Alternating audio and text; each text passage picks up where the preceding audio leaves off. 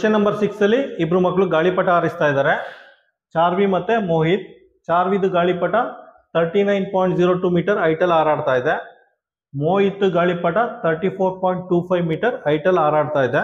Question ಅಲ್ಲಿ ಏನ್ ಕೇಳಿದ್ದಾರೆ ಅಂದ್ರೆ ಯಾರ ಗಾಳಿಪಟ ಎಷ್ಟು ಎತ್ತರದಲ್ಲಿ ಹಾರಾಡ್ತಾ ಇದೆ ಅಂತ ಕೇಳಿದ್ದಾರೆ. ಆಯ್ತಾ, ತುಂಬಾ ಸಿಂಪಲ್ ಆಗಿದೆ.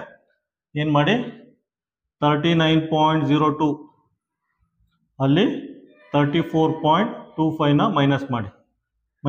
ಮೈನಸ್ ಮಾಡೋರು ಏನು ಬರುತ್ತೆ ಅಂದರೆ 4.77 ಮೀಟರ್ ಬರುತ್ತೆ. ಅಂದರೆ ಈ ಡಿಫ್ರೆನ್ಸ್ ಎಷ್ಟು ಬರುತ್ತೆ ಅಂದರೆ 4.77 ಮೀಟರ್ ಬರುತ್ತೆ. ಇದರ ಅರ್ಥ ಚಾರ್ವಿದು ಗಾಳಿಪಟ ಮೋಹಿತ್ ಗಾಳಿಪಟಗಿಂತ 4.77 ಮೀಟರ್ ಹೈಟಲ್ಲಿ ಹಾರಾಡ್ತಾ ಇದೆ ಅಂತ. ಆಯ್ತಾ, ಆಪ್ಷನ್ ಏನು ಬರುತ್ತೆ? Option A.